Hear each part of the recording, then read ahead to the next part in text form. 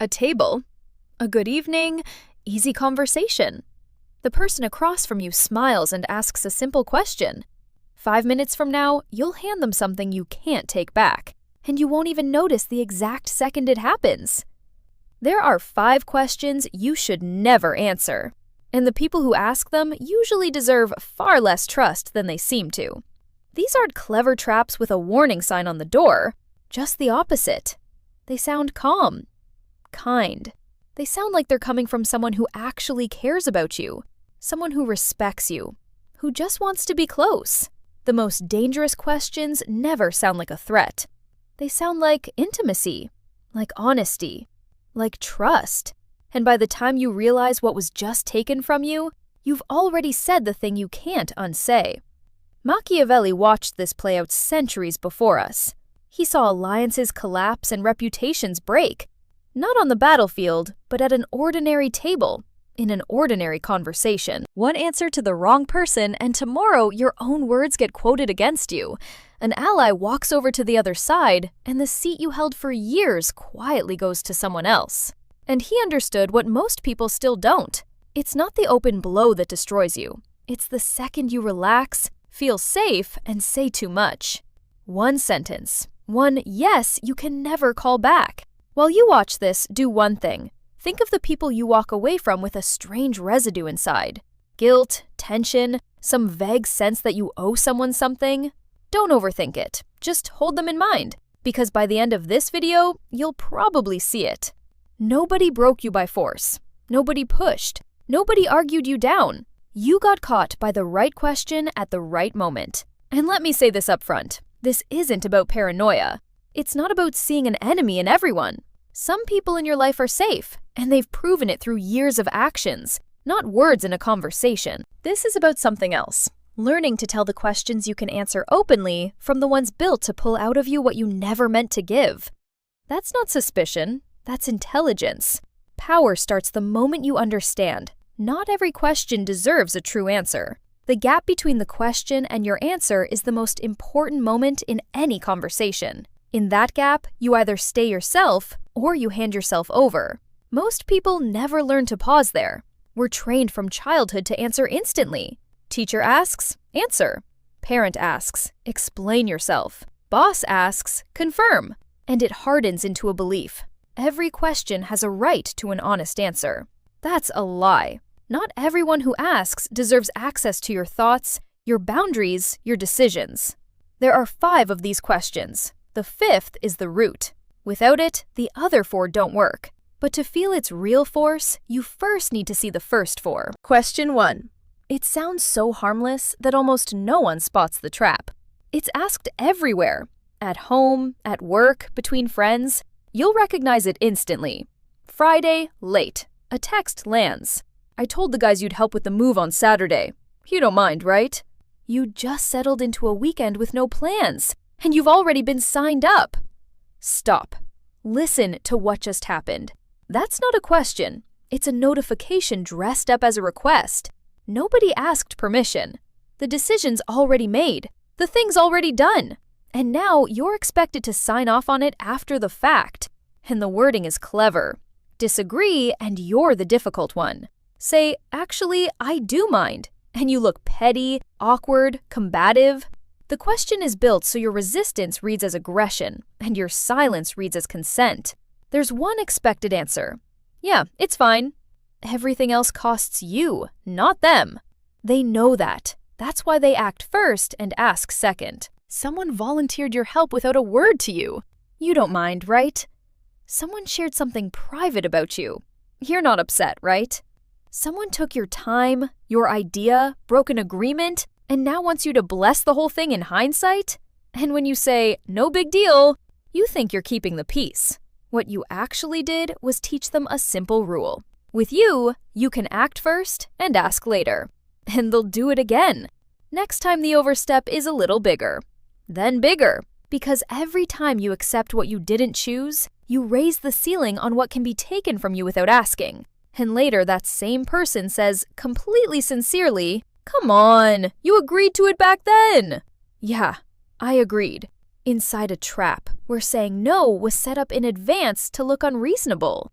Machiavelli understood. You can't say yes just because the whole situation is pushing you toward yes. Because the second you stop automatically approving what you didn't choose, something shifts. People stop handing you done deals. They start running things by you first.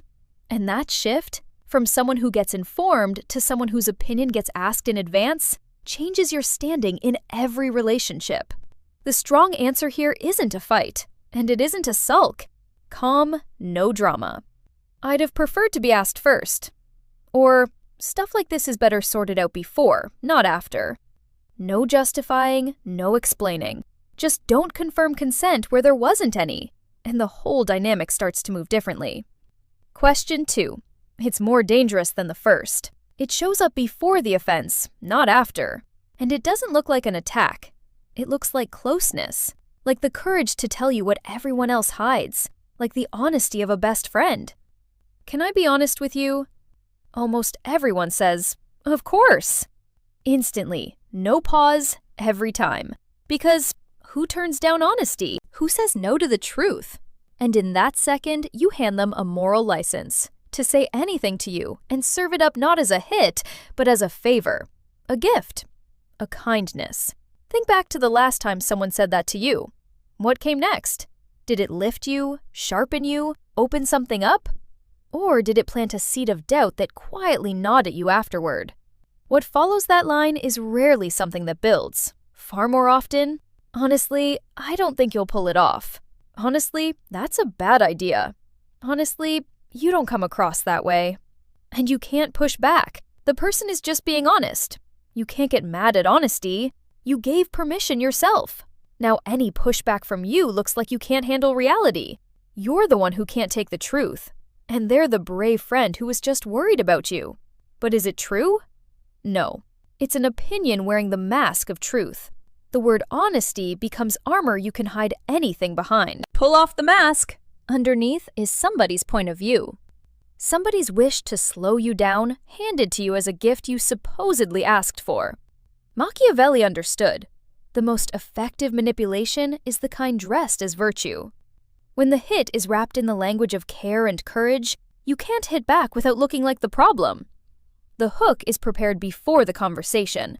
The preamble is the disguise. Real care doesn't need a preamble. People who actually wish you well speak gently and to the point. No theatrical, I'm about to tell you the truth. The ones who want into your head under the banner of honesty ask permission to open the door first. They need your, of course, before they step inside. Next time, don't open that door on autopilot. To, can I be honest with you? Say, depends what about. Or, go ahead, I'll decide what to do with it. And watch the reaction. Most people freeze right there. Their whole play was riding on your automatic, of course. Take it away and the shield's gone. Question 3. It flatters you. That's exactly why it's dangerous. It makes you feel your own worth, and then quietly loads someone else's weight onto your shoulders. A cafe, a friend across the table stirring a coffee that's already gone cold, he's stuck. Work, a relationship, some big call he can't make. He lays out the details, looks at you like your judgment weighs more than his own, and he asks, "What would you do in my place?" You lean in. Of course you do. It feels good to be the one people come to for direction. It feels like respect, like trust. You weigh it, break it down, offer a path. Warm inside. Now, here's what actually happened. This person had a decision with real consequences, and instead of carrying its weight himself, he passed the weight to you. The second you name a specific path, you leave your fingerprints on his choice. From there, every outcome is dangerous for you. If it works out, he takes the win. I made the right call. And your part quietly dissolves. If it falls apart, there's someone convenient to pin the blame on, and that's you. You told me to. You said it was better. I went because you talked me into it. Sometimes it's worse. The person already decided. He doesn't need your view. He needs a backup scapegoat. Someone to point at when it all goes sideways. And if you lean in without thinking, you volunteer for the role, accountable for something you never controlled. And it isn't always open blame. Sometimes he says nothing out loud, but you'll feel the weight of his decisions settle on you, just because you left your mark on it. The strong position here isn't handing out prescriptions. It's returning responsibility to where it belongs. Instead of, here's what I do, ask, what are you leaning toward? Or, sounds like you already know the answer. You're just afraid to take it. You're not abandoning him, not dodging the conversation. You're helping him hear himself, without tying his consequences to you. Your advice about someone else's life is safest in exactly one place where no one can hold it against you, inside your own head. And right here, stop for a second. Was there a moment in your life when someone else's decision, someone else's blame, someone else's fallout got hung on you after one of these innocent little conversations? Drop it in the comments. Short, no details, just the gist. It's in stories like those that you see most clearly how finely these traps work. Question 4. It moves into darker territory. If the first 3 pulled consent, defense, and responsibility out of you, this one turns you into a weapon against someone who isn't even in the room, and you become that weapon without knowing you were loaded. Picture it. You found out something that matters. About a lie. A betrayal. Someone moving behind your back. You come with it. Direct, to the point, ready to talk about the act itself. And instead of discussing the act, the person instantly flips the conversation. Who told you that? And suddenly you're not talking about what they did, you're explaining how you found out. The whole conflict slides off their behavior and onto your source. The question sounds reasonable. Like, if you don't name a name, you're the dishonest one. But that's an illusion. They're not after the truth, they're after the leak, the one who opened your eyes. Someone they can punish, discredit, cut off, silence. Name the name, and 2 disasters happen at once. You betray the person who trusted you with the truth, and you help the one you're exposing destroy the only channel of truth you had. The person in front of you now has a new mission, not to deal with what they did, but to remove whoever exposed it. After that, the conversation almost never comes back to the point. The one who should have answered for the act walks away clean again. Machiavelli wrote that the first way to judge a ruler's intelligence is to look at the people around him. He understood. The ones who bring you the truth are rare and expensive. They're your most valuable asset, and the question, who told you that, exists for exactly one purpose: to identify that asset and remove it, and put you back in the dark, alone, without information. Next time, nobody tells you anything, because people figure out fast who keeps a confidence and who gives up names at the first bit of pressure. Here's the mechanism. When someone can't defend their actions, they start defending access to their actions. They don't care about clearing themselves, they care about killing the lights, so you're blind again. The strong answer is simple. This isn't about who said it. It's about whether it's true. Or, the source doesn't matter. The fact does. That drags the conversation back where it belongs. And if the other person gets uncomfortable, gets angry, starts pushing, good. That means you hit the target. That means they really wanted not to sort it out, but to find whoever broke into their convenient dark. Question 5. The most dangerous one. The root of the rest. It's what makes all the others possible. The after-the-fact consent, the fake honesty, the handed-off responsibility, the hunt for the source. It doesn't need your agreement or your name. It does something worse. It disarms you before any of the first 4 even get asked. Someone looks at you and says, "You trust me, right?" And your whole body wants to say yes, because saying no means accusing. Refusing is like calling the person a liar to their face. It looks like suspicion, like wrecking the relationship, like your problem, not theirs. And so you don't come off cold, harsh, toxic. Something runs through you. Say no and it'll sound like an accusation. They'll be hurt. Easier to just nod. And you say, "Of course I trust you." In that second, you sign a blank check, because from then on, your own words become a chain. They cross a line. You don't mind, right? And it's harder to push back. You trust them. They start breaking you down under the cover of honesty. You take it. You trust them. They offload a decision. You lean in. You trust them. They get cornered and press you for a source. You feel the pressure. You trust them. One word opens every gate at once, and behind each one stands one of the 4 earlier questions. Think of someone in your circle who once asked you exactly that question. What happened in the weeks and months after? Did their actions actually earn your trust? Or did they just hide behind your yes every time their behavior let you down? I thought you trusted me. You said so yourself. Why the doubt if you trust me? Your own words turned into a tool to hold you in place every time you tried to see clearly and ask the uncomfortable questions. That's why this question is the root. Why did you agree to what was forced on you? You trusted. Why did you take the hit disguised as honesty? You trusted. Why did you carry someone else's choice? You trusted. Why did you almost give up the person who brought you the truth? You trusted. The first 4 questions are the hands. The 5th is the heart. Stop the heart, and the hands go limp. Stop handing out trust on demand, and every other trap loses its main mechanism. Real earned trust isn't begged for out loud. It doesn't need a declaration. It's built from actions, from time, from how a person behaves in the small things and in a crisis. If the trust is there, you don't have to pull it out with a question. And if someone's trying to lock it in fast with words, it usually means one thing. The actions don't hold up. They don't want your closeness. They want your surrender. The strongest answer is neither yes nor no. The strongest answer removes the trap itself. I look at actions. Or, for me, trust isn't words, it's behavior. Short, clear, no explaining. Whoever deserves your trust will nod and move on. Their life speaks for itself. But whoever desperately needed that yes will push, press, act hurt. And in that pressure, you'll understand everything you need to. Now put it all together. First, you don't mind, right? Consent after the fact. Second, can I be honest? Getting into your head under the banner of virtue. Third, what would you do in my place? Offloading someone else's weight onto you. Fourth, who told you that? The hunt for the source of truth. Fifth, you trust me, right? Shutting off your internal check so the first 4 pass without resistance. Now, look at your own life through this lens. Who most often handed you a done deal and waited for approval?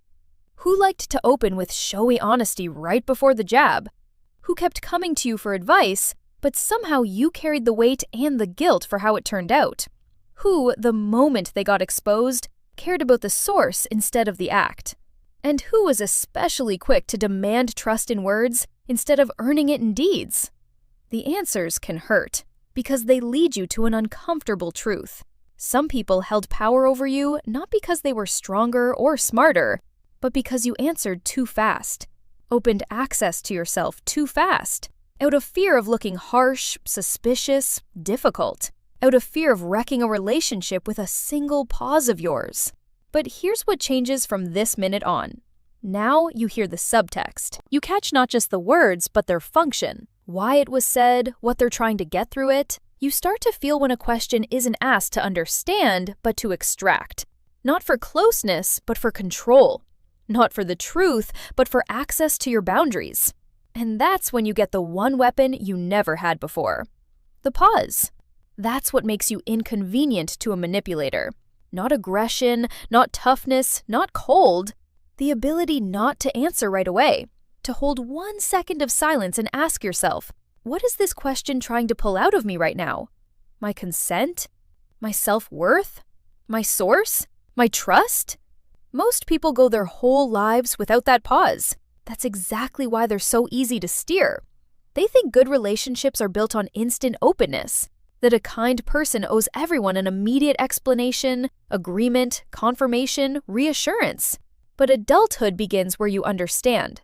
My honesty is a value, not a public duty. My answer isn't a reflex, it's a choice. A grown-up doesn't switch off observation for the sake of trust. He builds trust on observation. A child says, I believe, because he wants to believe. A grown-up says, I see, so I trust, or I don't. The moment you step into the adult position, a whole layer of manipulation stops working, and a quiet but powerful shift happens in your life. People can't always name it, but they feel it. The old plays get harder to run on you. You can't be guilt-tripped, handed a done deal, pressured into a yes, or fed a jab wrapped as honesty. Someone else's decision can't be dumped on you and then pinned on you. Names can't be pulled out of you. And a blank check through, you trust me, right? You won't sign it anymore. And a new kind of respect shows up. Not the kind performed to your face, the kind you see in behavior. People start running things by you in advance, phrasing things more clearly, pushing less, choosing their words more carefully. Not because you got harsh, because your yes stopped being free. And that's a massive difference. A person whose consent can be bought with the right tone is always exposed. A person who sees first and decides second is a hard target. Not toxic, not closed off, just hard to use. Machiavelli saw this pattern with total clarity. The ones who fall aren't the ones overpowered by force. They're the ones who get outmaneuvered. The right question from the right person at the right moment, and it all comes down. A question isn't always a search for information. Sometimes it's a lockpick. Sometimes it's a test for access. Sometimes it's a check on how fast you'll give up your boundaries for someone else's comfort. Most people will spend their whole lives answering every question they're asked, nodding when they should have gone still, agreeing when silence would have saved them, explaining when they should have just walked away. And then they'll wonder why they keep ending up in situations they never chose, carrying weight they never meant to pick up, defending decisions that were never theirs. And almost none of them will trace it back to the conversations that started it all. They won't hear the question behind the question. But you will. You hear it now. Someone says, "You don't mind, right?" You'll feel the consent trap and you won't sign it. Someone says, "Can I be honest?" You'll hear the hit being loaded before the first word. Someone asks, "What would you do in my place?" You'll notice the weight sliding toward you, and you'll step around it. Someone says, "Who told you that?" You'll know it's not a search for truth, but a hunt for the source, and you'll bring it back to the point. And someone says, "You trust me, right?" You won't write a blank check just because they asked in the right tone. That's when the real change begins. Not on the outside, on the inside. You won't get louder or harsher or more combative. You'll get denser, calmer, sharper. You'll stop being the person who can be moved by one well-placed sentence. From the moment you start guarding your answers, you start guarding your life. If something shifted inside you while you watched this, drop a plus in the comments. Let's see how many people here stopped being the ones who say yes just because somebody asked in the right tone. And if this was useful, I broke down each trap so you'd not just get the mechanics, but recognize it in your own real situations. Subscribe so you don't miss the next breakdowns. And send this to one person who needs it right now. Not to everyone, to the one who knows how to think deeper.